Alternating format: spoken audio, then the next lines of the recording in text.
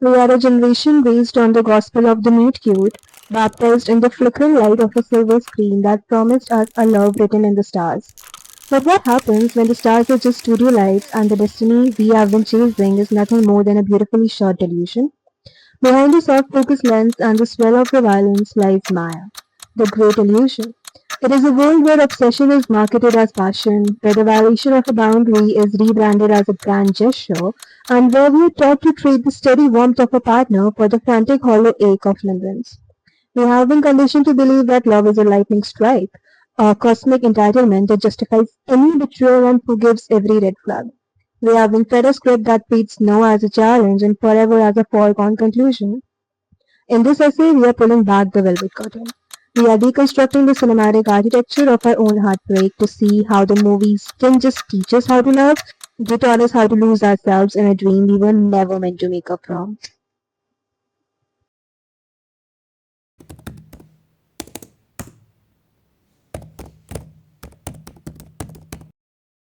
Hi guys, welcome to my YouTube channel. In this video, I'm basically going to talk about something that has been a huge part of my life since I was a little girl. I have seen hundreds and thousands of movies and series on it, and I have read hundreds of books about it. But as I grew up, it actually came into my life, and I experienced it for real. I realized how much those series and those movies and those books had actually messed up my perspective. So this thing will always be a huge part of me because I grew up with it and I believe in it and I will always believe it. So I'm not going to criticize any of it, but yes, I am going to give a reality check. So I hope you got the idea for today's video from the introduction. Today's video is basically about how romantic movies and series and books all over the world mess our perspective of love. So basically how romantic media all over the world messed up our perspective of love. So let's begin. So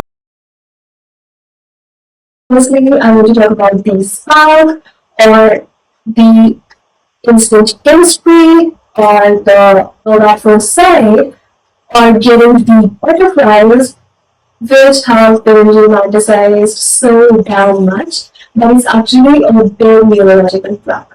Firstly, I want to make one thing very clear that the butterflies that we get and the anxiety that we feel when we meet someone for the first time, like, oh my god, I'm so nervous, oh my god, yes, we're talking, I'm so nervous, or oh my god, the moment I saw them, I got those butterflies. It's not a good thing. It's a stress response that has been romanticized so damn much. So, like, please stop mistaking all of that for destiny because it's not. I know that all of these things are perfect for the plot of movie, for keeping the audience on the board that what's going to happen next, what's going to happen next, if they have a happy ending, a sad ending. It's perfect for the movie to give us that thrill and to give us that emotion. But it's on to us to be able to differentiate, to understand that those are just movies and they cannot become our real life. Some of these things might come to our life, but those movies are not our real life. And it's on to us to differentiate that. And one other thing, there is a term which is called limerence. And it was coined by a psychologist called Dorothy Tennov. And basically, this term limerence, it describes an intense state of infatuation from someone. It's an addictive form of romantic attraction, in contrast to a simple crush which can come and go with little psychological impact, or a romantic engagement that can be mutually beneficial for both parties. Limerence is an addictive intoxication with the pursuit of feeling in love. It's very intense, and most importantly, it's involuntary, like it's not in your control. So now basically there are two types of hormones. At one side, there is dopamine and there is norepinephrine. And on the other hand, there is oxytocin and vasopressin. So basically, when you get this feeling of limerence that I just told you about, you get these two hormones, dopamine and norepinephrine. Dopamine is the feel-good hormone. You feel good with this hormone.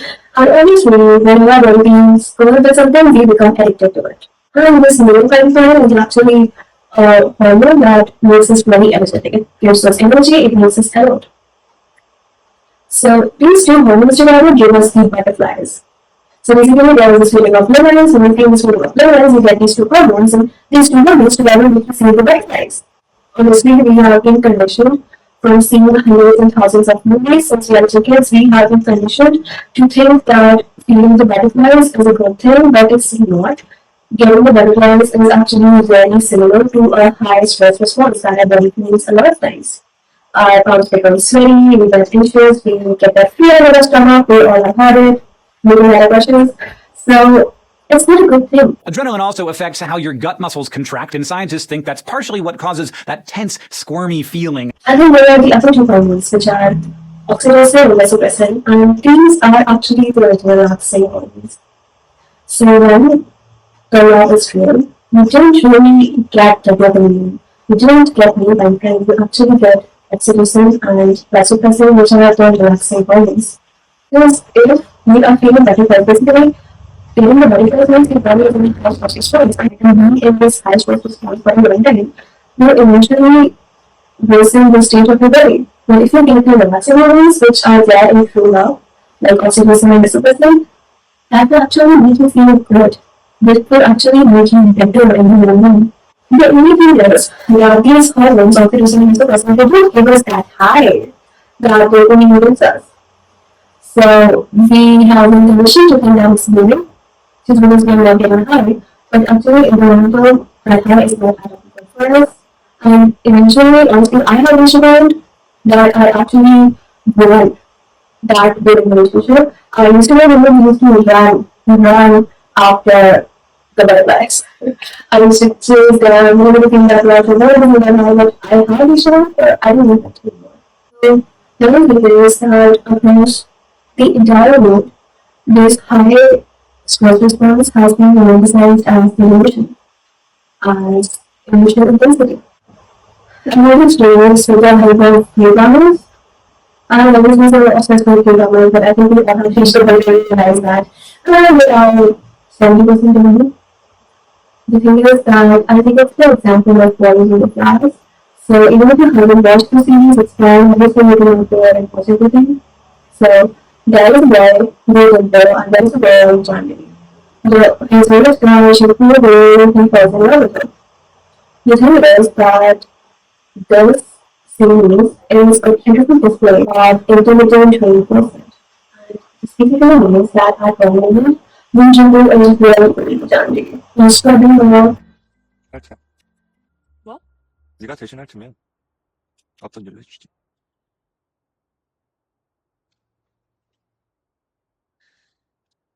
But I think it's moment he's studying this girl, but I don't know. 내가 지금 누구 때문에 이 고생을 했는데 뭘 잘했다고 승질이야? And it is the wedding code, basically. And I agree, genuinely runs after the heart, actually gets the good response. So when Moon Jin-woo is being protective of Jani actually gets that rush of adrenaline. And she gets that rush of adrenaline, Moon Jin-woo gets the rush of adrenaline, they actually think that it's the romantic intensity. Although their brain is just addicted to the hot and cold. Since Moon Jin-woo was a big boy in school, and he was actually creating a really hostile environment for Jani. So when he did something small for her, it actually felt like a big moment to him, which is exactly what I'm talking about. We mentoring process. I am obsessed with this show. It's basically a challenge for her. Even if he doesn't know it's more extreme too. There is a guy called Chen, and there is a called Chen. Now the guy is very cool, he's very arrogant, he's very mean. And the girl is very kind and she is very warm. She persuades the boy a lot that you should come to classes, that you should do this and that. And every moment the boy is very good at the boy because he's the idol of him. He does something insanely sweet for her.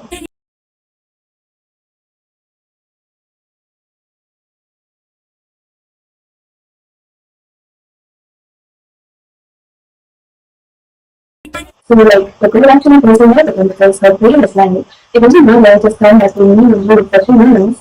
He has been including with her from the last 3 days, so she went for it. And this is actually the white meaning effect that Chinese series use a lot. The white meaning effect is basically when one person starts seeing the other person through the lens of potential rather than reality. She starts saying that you know that if he's doing something from the last 3 days probably, he will do it throughout. He might do it throughout if he's just pursuing a little more.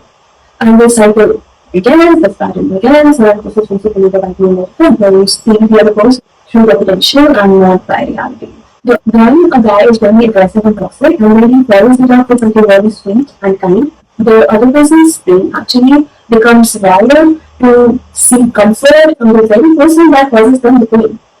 And there was not because people saying this all the time that yes, he made me cry, but when I'm crying, he's the first person that I want to go to. So this is literally what's happening. When someone is very toxic to you, and when they fall into something sweet and kind, their brain becomes addictive to them. So there's no crisis coming down, you've been never finding comfort from the same things that cause you to harm the pain. It can be a school, it can be your friends, it can be your home, but you will never find comfort from the same place that caused you the pain. You will have to make it always happen. And something that really fascinating is that as I researched, and I learned that every culture, literally every culture, has some meaning or some concept where this neurological craft that I'm talking about. For example, in ancient Greece, they have this concept of phenomena, which is divine madness. And divine madness is basically losing your sanity and losing your stability to a chaotic force. In China, they have this 5-year effect that I just told you about, which is basically a disease of loving the potential instead of the real person. And they have this concept of neurological, which is basically projecting your fantasies, your desires onto someone else. In the Middle East, obviously they have ishq. I'm very familiar with the term ishq because the word that is so consuming that it takes away the entire identity. So that there is no individuality left. In France, they have quote disorder, which is basically a livelihood. In Brazil, Portugal, they have this concept of saudade, which is basically the sickness of the absent or being sick for someone's absence. Saudade. Dorothy Tennov has one of the evidence and she used quite extensively about it. Some of the English papers we can find other things like crystallization is the process by which one person moves or flaws or the object of their obsession which graduates their positive qualities. Until they become a perfect idealized version. I refer this one that I think you can relate to this as well. And this is the reason why suddenly movies and series and novels the people relate to their obsessors because they don't see them as real people. They actually edit them, they know all themselves and they see only the idealized version of them. And I'm a person who faces more I'm telling the necklaces that I was not ignoring all the flaws of the person thinking that everyone else I'm just looking at the potential and only go for the priorities, which were actually not enough. So I never dropped them for much. So that's the thing. He also said that human does not desire sex, they desire reciprocity. They need to know with utmost certainty that the other person feels the same way. And without this certainty, the limerence continues to burn. And this is why it's so hard for us to make uncertain relationships. Like there are so many things in a situationship where that people that has so much of uncertainty, you never know what the other person is feeling, how much they are ready to commit, what they want out of you. There's so much uncertainty and it acts as a fuel for moments. So this uncertainty is the fuel and as this fuel, as this uncertainty dies in the committed proper relationship, you do not expect of the other person, you know what the relationship status says, you don't feel like something, but then it becomes boring and honestly it's so crazy. Because I can live with everything. Next thing that I want to talk about is something that I actually like and love a lot, and I wish it was as true as it is shown in the movies and series and everything that I have consumed of love so far, but well, and it's basically the destiny delusion. Now, I read some philosophy which people in a speech said that you know what humans were alien. Humans were lived like what they were alien, and then they were cut in half. And therefore, people should spend the rest of their lives looking for their other halves. And this actually reinforces the idea that we are half, we must have both this terminal and the other half, and the other half. So this idea actually enforces that until you find someone else, you are incomplete. It does not make us feel like we're complete without someone else. So this is where this idea stems from. It comes from philosophy. It was an Aristotle Smith. And this phrase something as destiny that what it's not about two complete people meeting each other, deciding to spend their lives together because they want to. It actually doesn't that two people are actually incomplete. They come together, they become complete, and them deciding to spend their lives together is basically a necessity. It's not a choice. I hate this idea. I really think that humans first need to be complete by themselves, and only then they can find their better halves, but whatever. And this idea of destiny has been put into my mind again and again and again via every part of this book. You know, this beautiful movie that I recently watched, Past Life, it is by Céline Song. And this movie basically revolves around the theory called in-yeon. It means providence or fate. But it's specifically about relationships between people. It's an in-yeon. If two strangers even walk by each other in the street and their clothes accidentally brush, because it means there must have been something between them in their past lives. Basically, there was a girl who is hidden, and there is a guy who is her childhood crush. So she moved to Canada when she was very young. But before that, she had this one in her when she was kids. She moved to Canada, didn't stay in touch, but that guy was fine after like 5 years. And they started staying in touch and everything, but then stopped talking again. 보고 싶었어. 이것도 전생이라면 우리의 다음 생에서는 벌써 서로에게 다른 인연인 게 아닐까?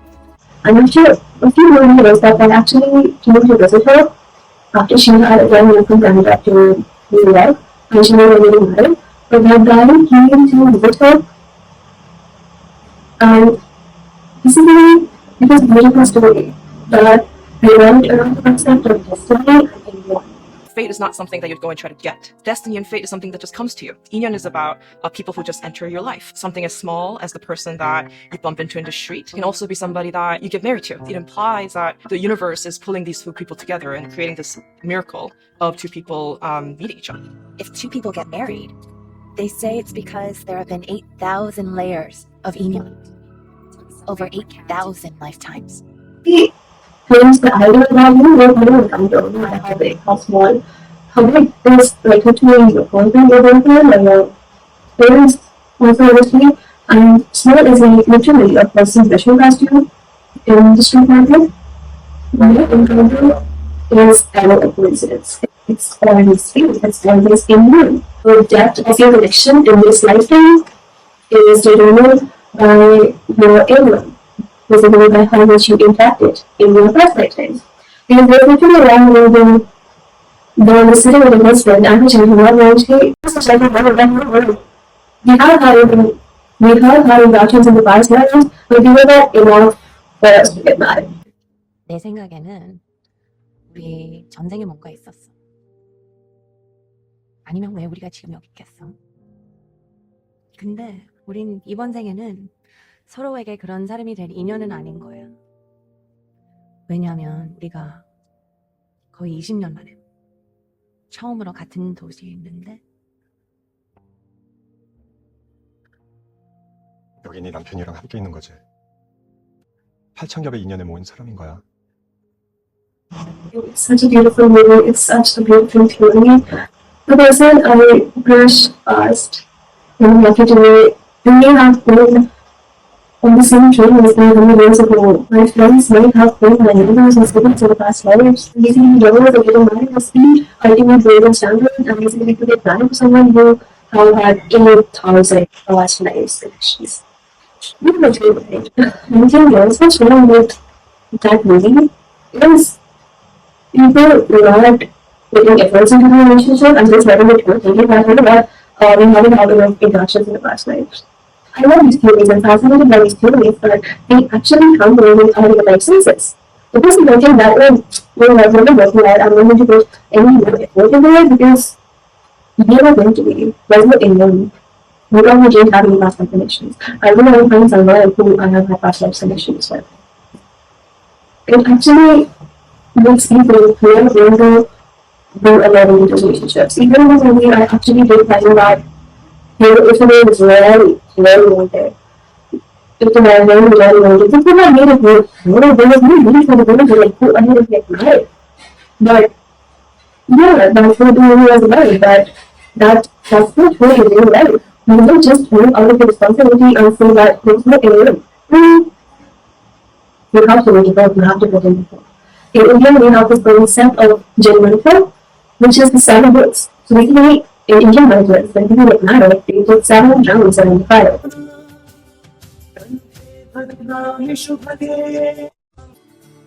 Which are the 7 pillars. So there actually a procedure that binds people together for 7 lifetimes. So every round around the fire is 1 lifetime. You have to take 7 rounds. So it is believed that the husband and wife will come together for 7 lifetimes. It's beautiful. Actually, it makes people not only from their personal commitment. You don't know what I don't have to be nice to this person when they are anyways helped to over 7 lifetimes now. But at the same time, when it's finally we're together for so long, so these theories never show love as a random choice. They never show that you have to choose to love, you have to choose to be nice to them, you have to choose to stay, to choose to be kind to them. They never show it in this. They need it as the love is written. It's already been tested. You don't have to work for it. You don't have to do anything for it. Which is not true. And there is obviously there's one person that we all have heard of that for every person there is one person, your soulmate. This is actually a very small concept, and it actually makes people want to work out their relationships and their friends that you know what, they're a soulmate. Everyone has theirs. I don't know what it is. But the only disadvantage of this thing is that people actually tolerate a lot of toxicity, a lot of toxic behavior because they think that this is the only somebody. They let others cross their boundaries, disrespect them, just because they think that they are the only one for me. They are the only one who can handle me. That is the thing. Okay, so there is a theory which is called the intermission theory. I have been learning about it for a long time now, in my past videos. Intermission theory is basically the fact that the media influences society and the society influences media. It's a direct sword. And there's media not only reflects society, but it also influences society. What we call cultivation. What kind of mentality, what kind of conceptions about life and reality does each system of messages cultivate among its own viewers? So, if we are conditioned to think, conditioned again and again and again from a very young age that there is someone out there who is your soulmate, and they will find you when the time is right, and this faith that it is put into our brain again and again, we start believing that all of this is actually true. We start thinking that actually the real world also operates on these rules. And this theory was put forward by Gerbner. Gerbner actually really explains this first, and that violence makes the world look clean. And he also says that media, this romantic media, creates the magic word symbol. So we actually start reading what we find from the news. It's really about what we call communication skills. We're actually putting ourselves out there. Even I have noticed things about times that don't find you when it's the right time. And actually, passionately believe in that, but I honestly also believe that you need to get to know the universe enough chances. I cannot just sit in the way of expecting the universe to give me a sign or maybe meet someone. I need to get to know these chances and putting myself out there. And I also need to be prepared for when the opportunity comes, okay? I need to learn how to teach skills. I need to make sure that I'm not emotionally available for more than 10 times. So it's not entirely in the universe, but it's also a lot of me. I'm not saying entirely. I do believe in the universe a lot, but I also think that it's not only up to the universe, it's also a lot of you. Actually, stop looking at it like something that we need to learn. So start looking at it like something that's it's a script that's made and whatever has to happen will automatically happen. We start looking at it like a cool jacket to do. If we don't do that, we also are picking up with a lot of people. We don't really look at our own patterns. Why don't we just know that we just haven't found the one yet? I haven't just found it, so that's the reason. It's not good. So there's a concept called fatalism. Fatalism is basically the belief that all the events that happen to you, that happen in your life, are predetermined, and therefore they are inevitable. And I do believe in this theory as well, partially, but I don't think that Even the most inevitable. You cheating on someone is never completely irrelevant. It is not something out of your control, and it is not something that is inevitable. That maybe you meeting someone at a party is a really irrelevant, and it's inevitable that you know that it's irrelevant is clearly not unforgivable, and it's not forgivable. Fatalism is not as a coping mechanism, but it's very passionate for that, and I think that one of the concepts, one of the theories that exist can be true 100%. Now, this is something that I absolutely hate, and I find it very disgusting. And it's about the modern level of betrayal that pop culture puts on us. That is a concept which is called relativism. This concept basically says that, there is no universal right or universal wrong about anything, There is nothing on this planet that is universally correct or universally incorrect. Everything depends upon the cultural context and the individual beliefs of the person. So relativism basically says that cheating is not something that is universally correct. It depends upon the personal beliefs of the person. That maybe that person thinks that, well, if everybody cheating is fine, I'm still a fun person forever. Or it also depends on the cultural context, right? In many cultures, it is okay to have fornicating. So it's their culture. That is what relativism, that is acceptable in their culture. It's not incorrect. So relativism basically says that emotional well-being that can be right or wrong. Everyone thinks differently. The opposite of relativism is geontology, which says that there are certain actions that are universally morally correct or incorrect. There are only no subjectivity to it. Of the situation in which they are performed. So what the pop culture does, but the main reason is similarly that people do is that they can be liberated from geontology and they need entirely towards relativism. And I want to explain this story with the example of Grey's Anatomy. Even if you're having serious injury, it's fine. So Grey's Anatomy is basically about a bunch of doctors and it's about their lives of being a doctor and how they go through it, how they navigate their lives. So that was a great one of those handles from Diana. And since the first episode, everyone should be putting the three of me that everyone should be putting. And I feel like news is putting in that they are the end thing. So they did have a lot of videos, at one point, we did something about that was on the matter. Hi, I'm Addison Shepherd. Shepherd? And you must be the woman who's been screwing my husband. But the thing is, we all knew that. Even that didn't make us hate Derek. Even we saw about it and we knew that. And everyone know that Angelic video game. Now, there was a one of those meetings where Mary was dating someone else and Derek was with his wife. And there was literally an episode where they both cheated on the partner. I'm hotter than my last prom date. Is that a compliment? Well, she doesn't make me sick to my stomach thinking about my veterinarian touching her with his hands. Oh man, I would give anything not to be looking at you. Yeah, we cheats on the girlfriend, and Jimmy cheats on his wife, they get together, and I'm still not thinking, but I'm really happy on seeing that episode because I thought that not only when together, I didn't get even a second thought with them cheating on their partner. In that series, Grey's Anatomy, there was no right, there was no right, everyone was cheating on each other because if they feel that deep emotional connection with someone else, then we should be with them. Staying committed to the partners, that is wrong, that is portrayed as wrong. The idea was in all of these movies they keep cheating and put it as a part of the process. The process of self-actualization. Self-actualization is like reaching out for potential, but for potential, realizing that we're good, realizing that we're capable of. And we take to learning and we learn that it was necessary for the growth, for the development of the character. They argue, and they argue that for them, staying in the toxic marriage is a greater evil than cheating on his wife. They also try to manipulate our minds a lot of husbands that way as well. So they also try to manipulate us in a way that they take the other person, like they take the person who has been cheated on, for example, one of his boyfriend, who she cheated on with him. And they make him look perfect as a people. Again, they say that there was no spark between them.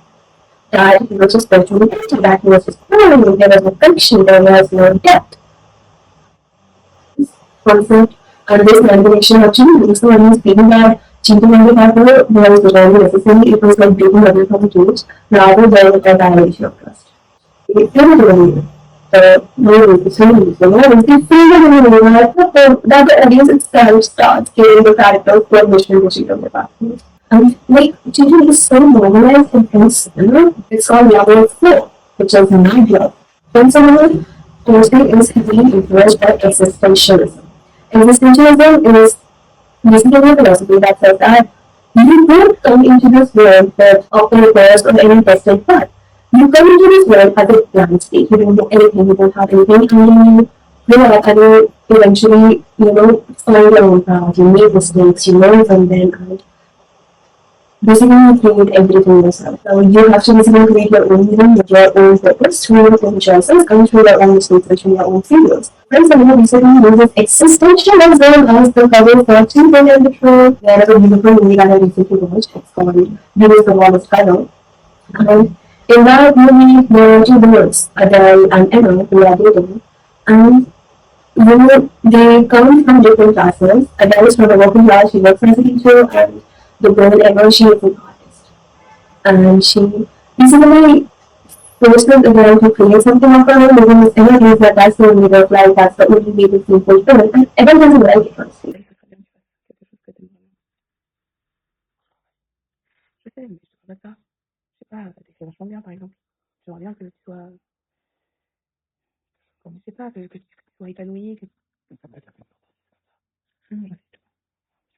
The other part of the process, they have different volunteers.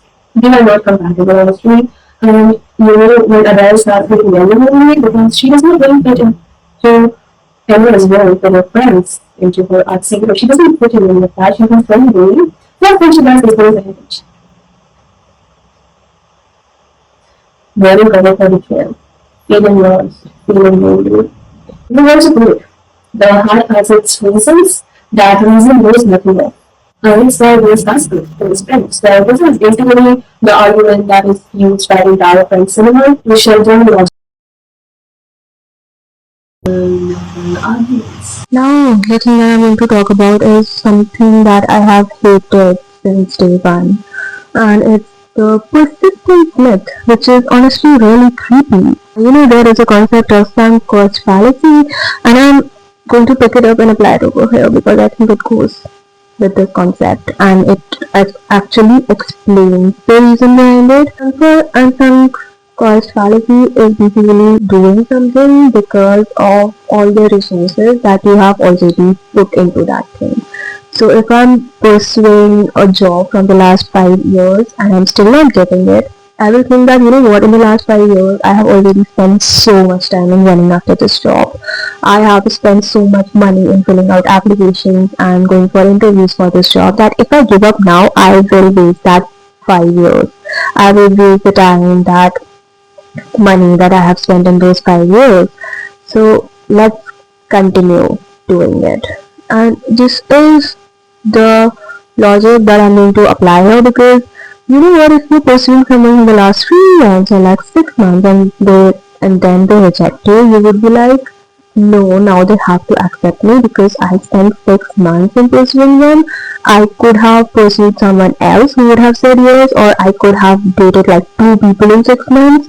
Now I will just keep pursuing them because it's been already 6 months. It's already been an year. Now I cannot give up. There is another thing, intermittent reinforcement, that I told you about in the beginning of the video, and it's basically the hot and cold. So it's like when you're pursuing someone for so long, so for example, you're constantly texting them, and once a month they do reply to you, or you're constantly pursuing them, and once a month they do smile at you in the corridor, you will become addicted to that and you will keep chasing it. And that actually makes it crazy. That begins the obsession.